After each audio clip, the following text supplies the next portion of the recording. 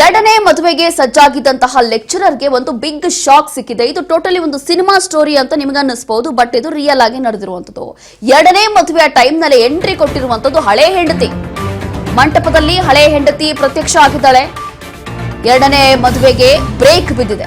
ದೊಡ್ಡಬಳ್ಳಾಪುರ ನಗರದ ಬಸವ ಭವನದಲ್ಲಿ ನಡೀತಾ ಇದ್ದಂತಹ ಮದುವೆ ಇದು. ಎರಡನೇ ಮದುವೆಗೆ ರೆಡಿ ಆಗ್ತಾ ಇದ್ದಂತಹ ಲೆಕ್ಚರರ್ ಕುಮಾರಸ್ವಾಮಿ ಖಾಸಗಿ ಕಾಲೇಜಿನಲ್ಲಿ ಸಹೋದ್ಯೋಗಿಯ ಜೊತೆ ಕುಮಾರಸ್ವಾಮಿ ಪ್ರೀತಿ ಇತ್ತು.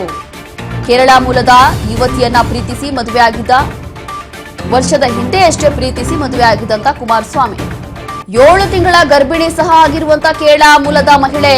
ಆದ್ರೆ 3 ತಿಂಗಳ ಹಿಂದೆ ದಿಢೀರಾಗಿ ಕೆಲಸವನ್ನ ಬಿಟ್ಟಿದ್ದ. ಈಗ ಹಸೆಮಣೆ ಏರ್ತಾ ಇದ್ದಂತಹ ಸಂದರ್ಭದಲ್ಲಿ ಮೊದಲನೇ ಹೆಂಡತಿ ಬಂದು ತರಾಟೆಗೆ ತೆಗೆದುಕೊಂಡಿದ್ದಾಳೆ. ಪೋಷಕರ ಒತ್ತಡದಿಂದ ಎರಡನೇ ಮದುವೆಗೆ ರೆಡಿಯಾಗಿದ್ದಂತಹ ಕುಮಾರಸ್ವಾಮಿ ಅಂತ ಗೊತ್ತಾಗ್ತಾ ಇದೆ. ಮದುವೆ ಮಂಟಪಕ್ಕೆ ಬಂದು ಮೊದಲನೇ ಹೆಂಡತಿ ರಂಪಾಟ ಮಾಡಿದ್ದಾಳೆ. ದೊಡ್ಡಬಳ್ಳಾಪುರ ನಗರ ಠಾಣೆ ಮೆಟ್ಟಲೇರಿರುವಂತಹ ಈ ಒಂದು ಪ್ರಕರಣ ಸದ್ಯಕ್ಕೆ ಈಗ ದೂರನ್ನ ದಾಖಲಿಸಿಕೊಂಡು ಪೊಲೀಸರು ತನಿಖೆಗೆ ಇಳಿದಿದ್ದಾರೆ. ವರ್ಷದ ಹಿಂದಷ್ಟೇ ಮದುವೆಯಾಗಿದ್ದ ಹೆಂಡತಿ 7 ತಿಂಗಳ ಗರ್ಭಿಣಿ ಕೂಡ ಇದ್ದಾಳೆ. ಈ ನಡುವೆ ಈಗ ಎರಡನೇ ಮದುವೆ ಆಗಕ್ಕೆ ಹೋಗಿದ್ದಾನೆ.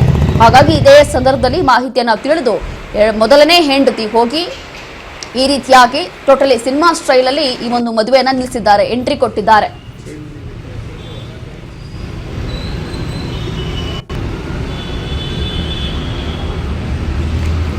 ಮತ್ತಷ್ಟು ಮಾಹಿತಿಯನ್ನ ಕೊಡ್ತಾರೆ ನಮ್ಮ ಪ್ರತಿನಿಧಿ ಗುರುಮೂರ್ತಿ. ಇದು ಯಾವುದೋ ಸಿನಿಮಾ ಸ್ಟೋರಿ ಅಂತ ಅನಿಸ್ತಾ ಇದೆ. ಅದರಲ್ಲೂ ಕೂಡ ಮೊದಲನೇದಾಗಿ ವರ್ಷದ ಹಿಂದೆ ಅಷ್ಟೇ ಮದುವೆ ಆಗಿರುತ್ತೆ, ಹೆಂಡತಿ ಗರ್ಭಿಣಿ ಆಗಿರ್ತಾಳೆ. ಅದರ ನಡುವೆ ಈತ ಎರಡನೇ ಮದುವೆ ಮಾಡ್ಕೊಳಕ್ ಹೋಗಿದ್ದಾನೆ ಅಂತಂದ್ರೆ ಇನ್ನ ಏನಕ್ಕೆ ಕಾರಣ ಏನು, ಏನ್ ಸ್ಟೋರಿ ಇದು ಅಂತ?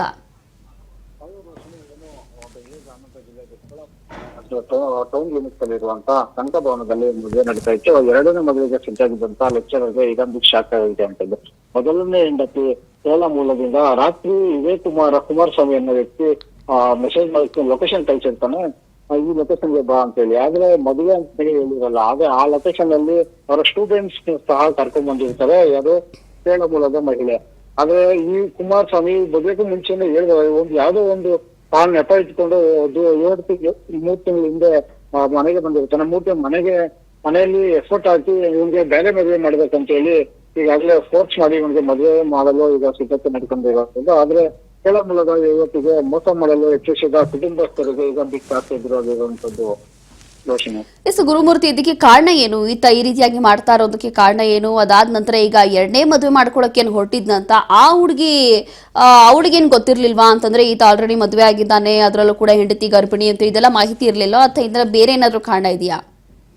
ಋಷಿನಿ ಮೊದಲನೇ ಹೆಂಡತಿ ಮದುವೆ ಆಗಿರೋದನ್ನ ಈ ಕುಟುಂಬಸ್ಥರ ಸಮೇತ ಸೇರಿ ಎಲ್ಲಾರು ಸೇರಿ ಈಗ ಮೊದಲನೇ ಹೆಂಡತಿ ಇರೋದನ್ನ ಮುಚ್ಚಿಟ್ಟಿರ್ತಾರೆ. ಆದ್ರೆ ಅವರು ವಿಚಾರಿಸಿದಾಗ ಈ ಮೊದಲನೇ ಹೆಂಡತಿ ಮದುವೆ ಆಗಿರೋದನ್ನ ಊರಲ್ಲಿ ಕೂಡ ಯಾರಿಗೂ ಸಹಾಯ ಗೊತ್ತಿರೋದಿಲ್ಲ. ಆದ್ರಿಂದ ಮೊದಲನೇ ಯಾವ್ದು ಮದುವೆ ಆಗಿಲ್ಲ ಅಂತ ಹೇಳಿ ಈಗ ಎರಡನೇ ಮದುವೆ ಆಗಿರೋದಂತ ಯುವತಿ ಮನೆಯವರಿಗೆ ಇವರು ತಿಳಿಸಿರುವಂತದ್ದು. ಆದ್ರೆ ಈಗ ಮೊದಲನೇ ಹೆಂಡತಿ ಚೌಟ್ರಿಗೆ ಬಂದ ತಕ್ಷಣ ಈಗ ಗೊತ್ತಾಗ್ತಿರುವಂತದ್ದು ರೋಷಿನಿ. ಏನಂದ್ರೆ ಮೊದಲನೇ ಮುಂಚೆನೆ ಮದುವೆ ಆಗಿ ಕೇರಳ ಮೂಲದ ಹುಡುಗಿಯನ್ನ ತುಮಕೂರು ಖಾಸಗಿ ಕಾಲೇಜಲ್ಲಿ ಇವರಿಬ್ರು ಲೆಕ್ಚರ್ ಆಗಿ ಕೂಡ ಕೆಲಸ ಮಾಡ್ತಿರುವಂತದ್ದು ರೋಷಿನಿ. ಆದ್ರೆ ಇವ್ರಿಗೆ ಯಾವುದೇ ಕಾರಣಕ್ಕೂ ಗೊತ್ತಾಗಬಾರ್ದು ಕುಟುಂಬಸ್ಥರಿಗೆ ಅಂತೇಳಿ ದೊಡ್ಡಬಳ್ಳಾಪುರದಲ್ಲಿ ಮದುವೆಯನ್ನ ಇಟ್ಕೊಂಡಿರ್ತಾರೆ. ದೇವನಹಳ್ಳಿ ಮೂಲದ ಯುವಕ ಎಂದು ಈಗಾಗಲೇ ತಿಳಿದು ಬರ್ತಾ ಇರುವಂತದ್ದು ರೋಷಿನಿ. ಎಸ್, ಥ್ಯಾಂಕ್ ಯು ಗುರುಮೂರ್ತಿ ನಿಮ್ಮೆಲ್ಲ ಡೀಟೇಲ್ಸ್ಗಾಗಿ. ಎಸ್, ಹೀಗೆ ಮೊದಲನೇದಾಗಿ ಎರಡನೇ ಹುಡುಗಿಗೆ ಅಂತಂದ್ರೆ ಎರಡನೇ ಮದುವೆ ಮಾಡ್ಕೊಳಕ್ ಈತ ಏನು ಹೊರಟಿದ್ನಲ್ಲ, ಆಕೆಗೆ ಗೊತ್ತೇ ಇಲ್ಲ ಈತ ಮದುವೆ ಆಗಿದ್ದಾನೆ. ಮೊದಲನೇದಾಗಿ ಆಲ್ರೆಡಿ ಈಸ್ ಮ್ಯಾರಿಡ್ ಅನ್ನೋವಂಥದ್ದು ಕೂಡ ಗೊತ್ತಿರೋದಿಲ್ಲ. ನಾವು 1.5 ವರ್ಷ ಆಯ್ತು ಪರಿಚಯ ಆಗಿ. 1.5 ವರ್ಷದಿಂದ ನೆಂಟಸ್ಥಾನ ಮಾಡಿದ್ವಿ, ಓದ್ವಿ, ಕೇಳಿದ್ರೆ ಅವ್ರು ಏನು ಇದನ್ನ ಇದು ಮಾಡಲಿಲ್ಲ. ಈ ಥರ ಏನೋ ನಮ್ಗೆ ಗೊತ್ತಾಗಲಿಲ್ಲ.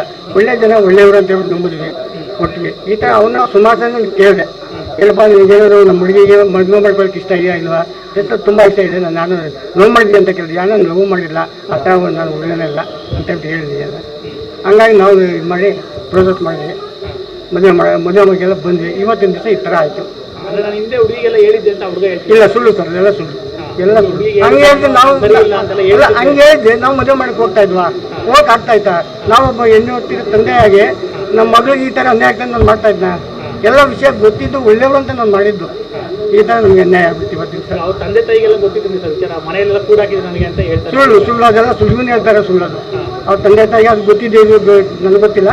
ನಮಗಂತೂ ವಿಚಾರ ಏನೂ ಗೊತ್ತಿಲ್ಲ.